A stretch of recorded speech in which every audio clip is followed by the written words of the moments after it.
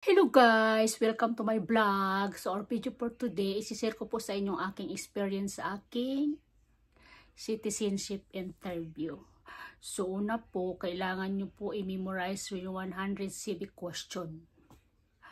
Tapos, kung ilan months ihintayin mo bago ka ma-interview. Depende sa state kasi yun eh, kung ilang months bago ka ma-interview. Ako kasi 4 months ako naghintay. Pero yung ibang kaibigan ko, 1 year sila naghintay. Depende siguro sa state kasi yan. Paghihintay bago ka ma-interview sa US citizenship mo. Tapos, kailangan mo ma-memorize yung 100 civic question.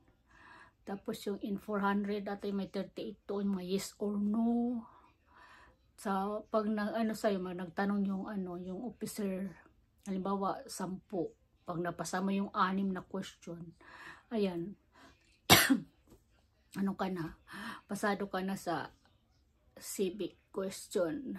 Tapos, ayun, may writing, may reading, may ipapasulat sa'yo, yung babasahin niya, tapos may ipapasulat sa'yo.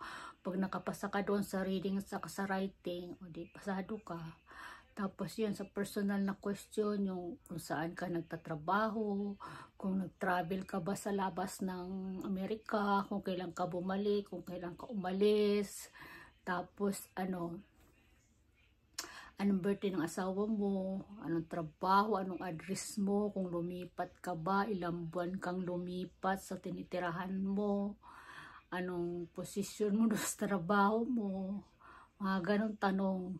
Pero, siyempre, wala talaga na hindi ka maninervyos. Ako nga, na-nervyos talaga ako eh. Pero nung nandoon na, wag na mabait yung yung mag-interview sa'yo na officer, yan, panatag na yung loob mo. Pero nakakatakot pa rin kasi yung iba hindi nakakapasa. Yung nauna nga sa akin, ang tagal, pero may dala siyang attorney. May dala siyang lawyer. Ang tagal ko naghintay doon kasi ang daming may problema yata sa papel niya. Tapos, yung mag-interview sa akin na officer, tinitingnan niya ako. Kasi ang interview ko, 7:30 ng umaga. Ayan, ay 7:15. Ayan. Tapos, yun, hinihintay na pala niya ako. Tapos, nung nandun ako sa inulog ko na yung papel ko doon sa box. Tapos, kinuha na nung yung galing sa USCIS na schedule ko for interview. Nulog na niya doon sa box nung isang officer. Tapos kinuha na mag-interview sa akin. Tapos tinawag na niya ako. Tapos yun, dinala niya na ako sa office. Dalawa lang kami, manunumpa ka. Tapos yun, question na sa'yo. Tapos manumpa, ang inuna niya yung reading, writing. Tapos, ayun, yung question na sa civic na 10, pag nakapasa ka sa 6, hindi na yan naabot na 10. Pero kailangan mo pa talaga siya i-memorize yung 100 civic question. Tapos, ayun.